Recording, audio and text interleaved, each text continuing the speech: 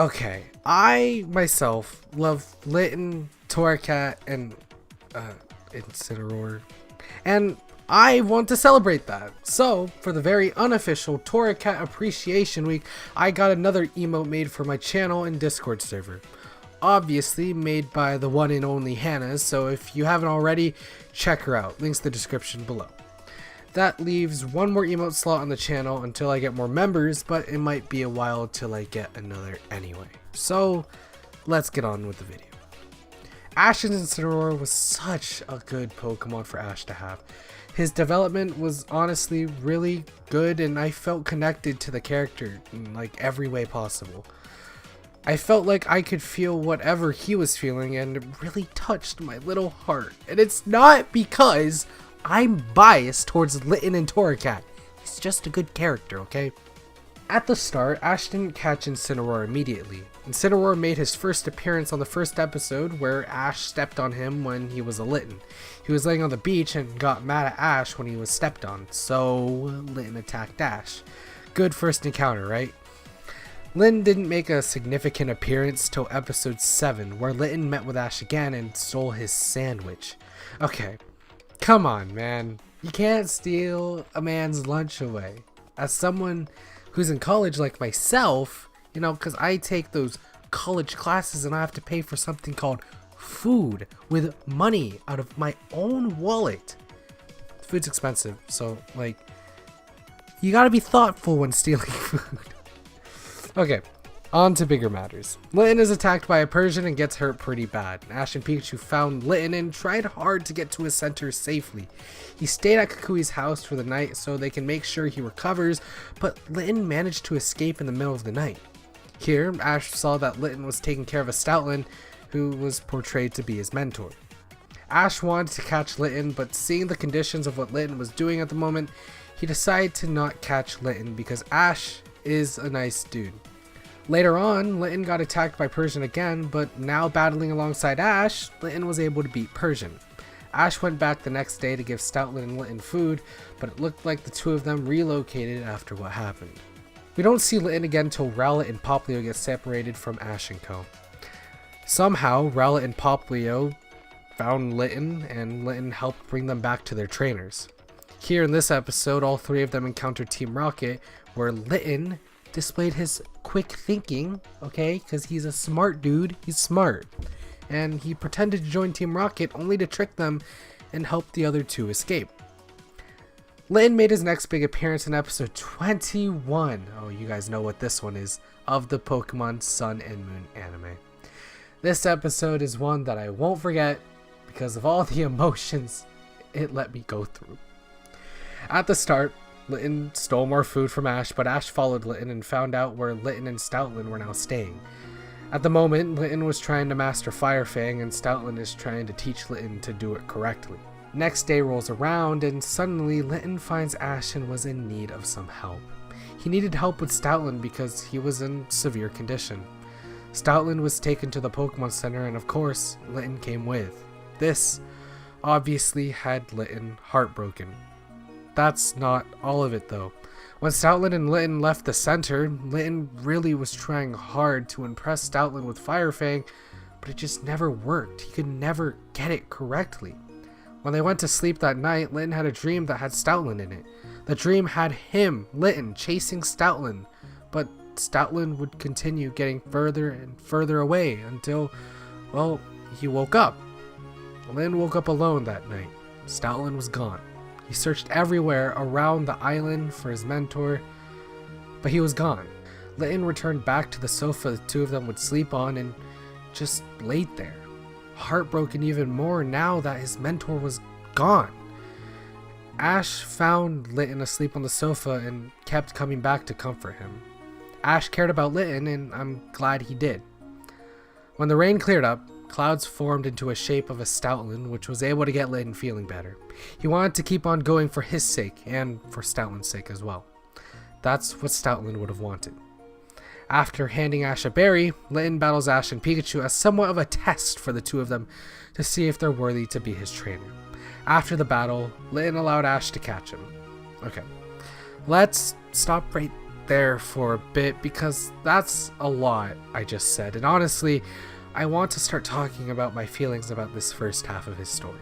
It's no secret that Incineroar's story has touched my heart. It's so heart-wrenching to see him react to not being able to see Stoutland again.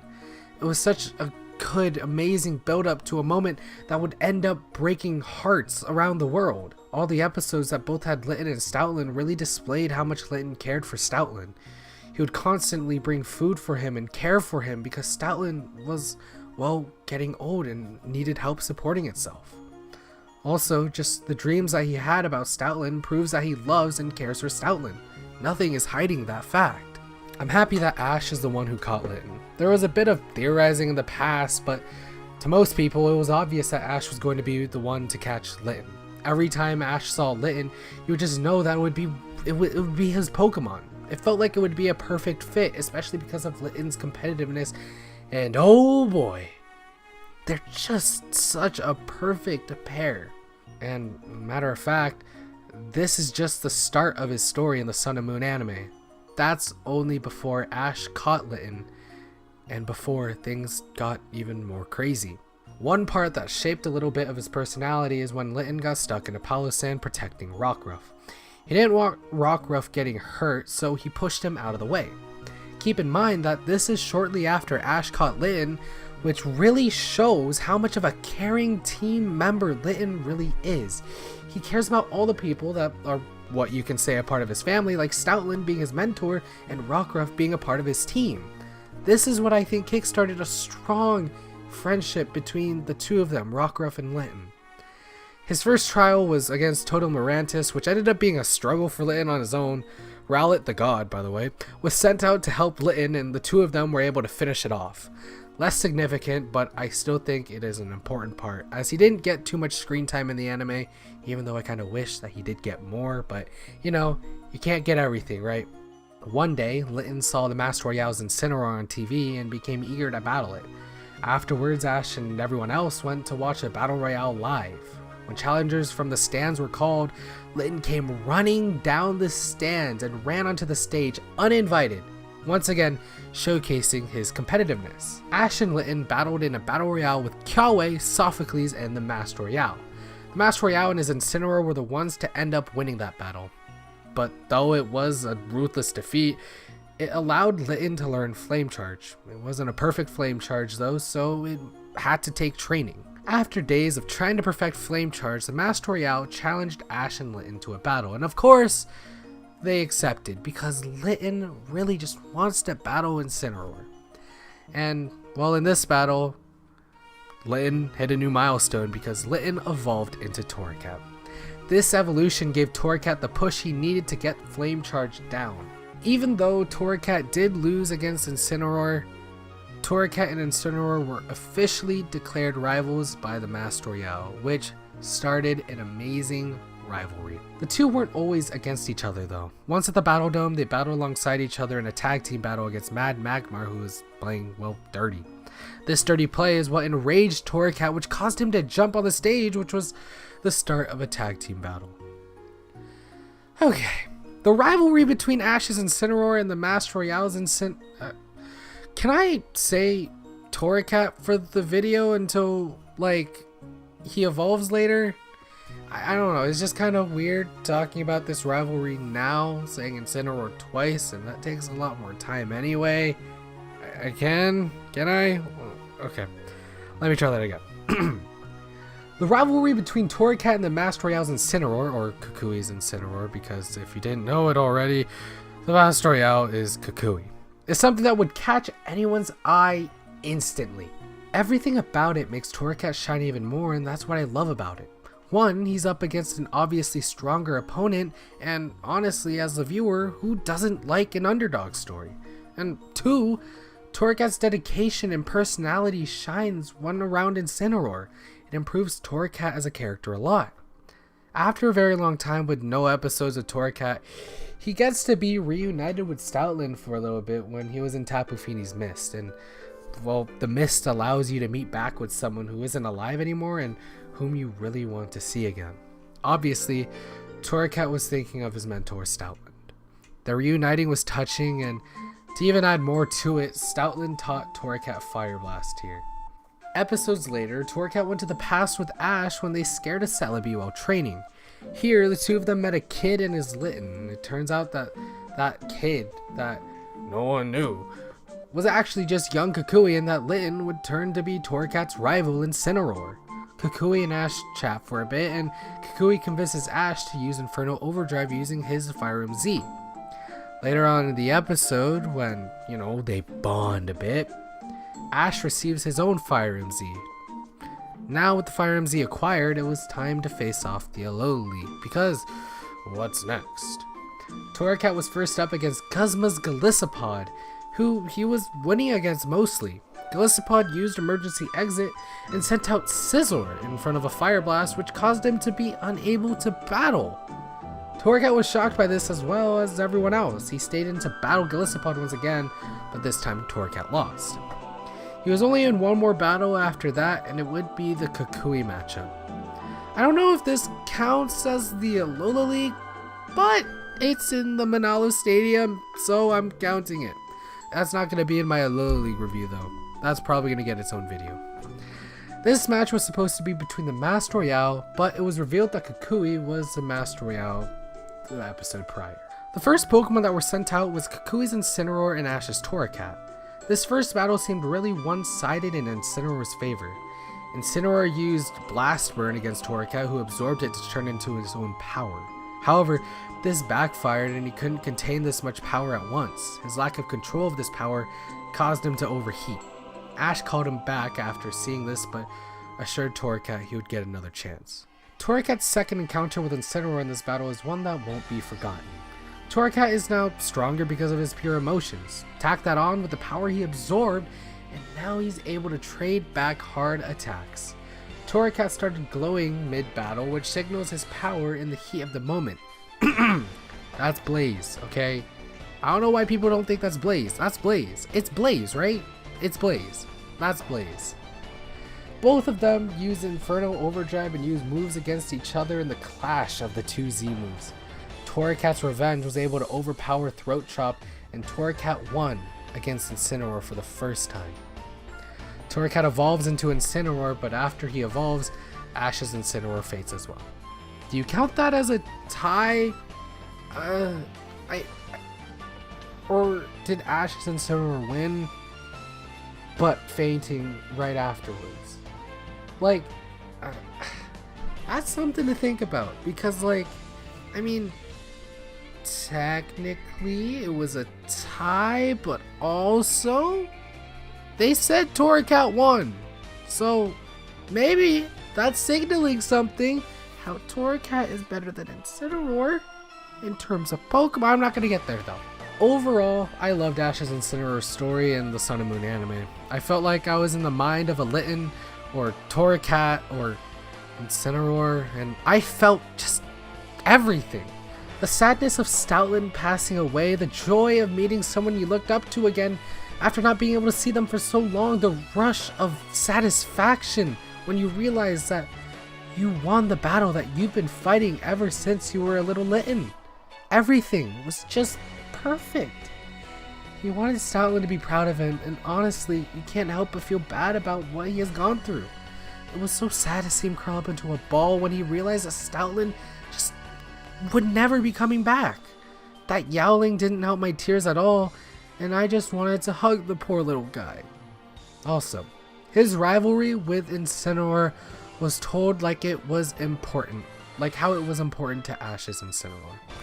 Seeing young Kukui in the past really solidified how important this rivalry really is and how much of a weight it will carry in the anime. It wouldn't have happened if it didn't matter too much, right? It helped build to this moment for Ash's Incineroar. He had to go through loss after loss after loss against Kukui's Incineroar, and honestly, I'm glad that we were taken into the moment. This story really shows how much personality this guy has, and honestly, the two characteristics that really stuck out to me was how competitive he was and how nice he was. Well, to start this off, Ash's Incineroar cares about everyone that's a part of his family or has helped him in some way. Knowing that Ash has helped him in the past, he helped Rowlet and Popplio find their trainers even if it took a little bit of effort from Stoutland to get him to do it. Not only that, but him protecting Rockruff just shortly after joining the team is something to not turn a blind eye to. He already sees Rockruff as family and he doesn't want anyone getting hurt. His competitive nature is also something that is really obvious to me and should be to you as well. What really portrayed this was, well, his rivalry with Kukui's Incineroar. Duh! The dedication to get back on his feet and train to get better is really what gets the viewer excited, and that's what makes this such a good trait for him. Anytime it's battle related, Incineroar will be fired up for it. His constant sparring with Lycanroc only supports this. It proves to me that he wants to get better. But I'm not going to say that Incineroar is perfect in this anime. I do have complaints, or a complaint, maybe 2 complaints, because I can complain. I complain about the anime sometimes. And that complaint would be him evolving. Look, I know I like Litten and torracat way more as Pokemon in general, but that's not the reason why. It would have been great to see Incineroar stay as a torracat because, well, he won as a torracat, right? If you think about it, he worked as a torracat for this. I thought this was going to turn into one of those you don't need to evolve to be stronger battles, just like with Pikachu, but you know, I still don't mind the evolution. I just thought it would carried such a bigger weight and it would have been more impactful. But if they wanted to evolve him, I think this is the best way they could have done it. And the other thing I wanted to talk about was screen time. He didn't really get a lot of screen time, just like Lycanroc, and that's because there had to be a lot of development for all the characters in this anime, and I guess I can understand that, but I wish that Ash's team got more recognition from the writers, and I wish that they really cared to develop them more, because I felt like there were big gaps in between all the development, not even just for Incineroar, but for Lycanroc, Rowlet, all of them, and that's what made me really, it kind of sucks. Complaints aside, I really love torracat or Incineroar, whatever. Though I wish he didn't evolve, I don't care too much about it because of how amazing everything about him really is. Everything from his rivalry with Incineroar, his bond with Stoutland, and just his bond with the team in general. Oh, I wish he got more screen time because it felt like all of his moments were stacked into the first half of the series with him being a Litten. I wish it was more evenly spread out so it didn't feel like forever for another episode dedicated to him would come out. Well, as you can see now though, Ash's Incineroar is definitely my favorite Pokemon on Ash's team. And now, I asked you guys to ask me questions, okay? I asked you guys to ask me questions about Ash's Incineroar on my community post, and I'm going to pull those up real quick. I didn't think it was too hard to get questions, but we got 2, and I guess they're kind of both related. From now on, I think what I'm going to do with these Let's Talks is I'm going to ask you guys, if you guys want to be in a part of the video and not just the voting aspect of my Let's Talks, I want to ask you guys for questions that I can answer after my usual spiel on whatever I talk about in these things, because I think that I want to get you guys into more of the videos, because I think that it'll help me connect with you guys and all that, and I want to be a good YouTuber, so yeah. But one thing I first have to say is please don't make the comments stupid. Oh my god, I really think that's gonna stop y'all. Crazy Dude asks, can we just talk about the most epic finale that's 144? Also my number 1 battle of all time in the anime. 1, I agree with you on that, because, I mean, Ash versus Paul would definitely be second, or maybe they're tied for first right now. Ash versus Paul obviously had more story to me, and it had a much more, like, a bigger impact than Ash versus Kukui. It had more weight to it, and Ash really couldn't lose that battle. Ash couldn't lose that battle. If Ash lost, like, the whole anime would have, like, crumbled. But Ash vs. Kukui was amazing, and I mean, to be fair, I'm really connected with the characters in the Ash's Kukui. All the Pokemon, well, not all the Pokemon, all of Ash's Pokemon I'm connected to. Seeing Ash just the bond between Ash and Pikachu, just that shine in the last episode, everything was amazing about it. None of the battles were really bland. All of them had something to them, or at least were cool. Even Melmetal somehow made his battle cool with Empoleon, because now Empoleon's a meme. It's all great. I love it. And I guess trying to connect this about Incineroar's battle, a part of this whole battle, was honestly one of my favorite. Like, I mean, yeah, I like Incineroar, I mean, torracat.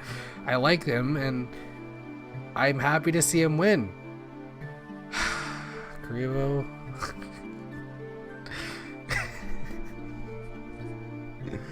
Grivo asked, why did Incineroar let his dad die?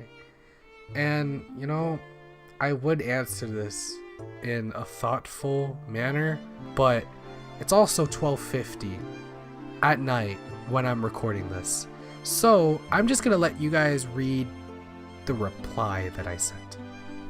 Anyways, that's gonna be for this video, guys. Thanks for coming out.